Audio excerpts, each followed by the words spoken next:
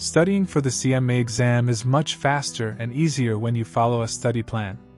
Managing your time will not only help you reduce stress, but your entire CMA study experience will be more productive. Save time by increasing the power of your study sessions. Study in a way that builds good test-taking habits. Reduce exam overwhelm and walk in feeling focused and confident. Increase your odds of passing on the first try. Here are Accounting Times' 10 CMA study tips to make your experience as productive and effective as possible. 1. Practice your tempo in CMA practice exams. Studying is like training for a marathon. You'll need to practice answering questions at a steady pace in your studies to ensure you have enough time on the exam. As a general rule, aim for 1 minute per MCQ on average. Some will take longer, but the better you get at keeping the easier MCQs around a minute, the more cushion you will give yourself on exam day. 2. Choose quality CMA exam study sessions over quantity of hours. Did you know that the quantity of multiple choice questions and hours does not equal success? This is one of the biggest misconceptions about exam prep CMA candidates face. Let's say you tell yourself, I will power through 20 practice questions in my daily sessions. You'll likely get through the questions as quickly as possible whenever you have some time. But practicing working at this fast pace is harmful. In fact, practicing rushing through questions is detrimental to your exam day performance. Instead, plan to have a study session when you are in a productive mindset, and do not get up until you answer 80% of every group of 10 questions correctly. That way, you are building a habit of thoroughly working through questions. 3. Take practice exams in an environment similar to the CMA exam.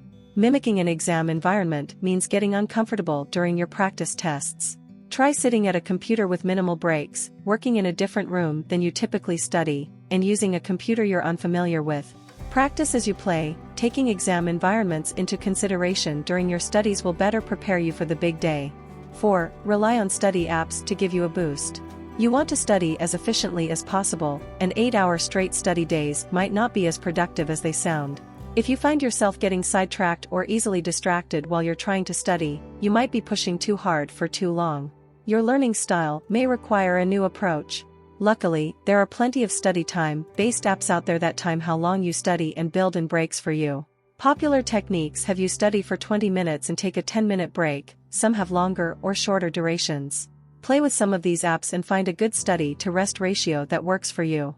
You'll find you're more refreshed before studying and it's easier to get through large amounts of material. Links to these applications will be placed in the description box below the video. 5. Turn off social media while you study for the CMA exam. Social media is one of the biggest distractions we face. 1 minute you're checking your notifications, and an hour later you find yourself spiraling out of control watching cat videos. And who's to blame you? The apps are designed to be addictive. Limit your access to social media while studying. You can leverage an app, have a friend change your password, or put your phone in another room while you study. Removing the temptation will help you maintain your study focus. 6. Plan your social days in advance, and let people know. Just like social media, your social life can be a distraction from zoning in on your studies. Studying is hard work, so it's easy to jump at last-minute plans to give yourself an excuse. The reality is, if you really want to pass the CMA exam, you need to accept that your social life should take a back seat. Plan your social days in advance and let people know when you're available.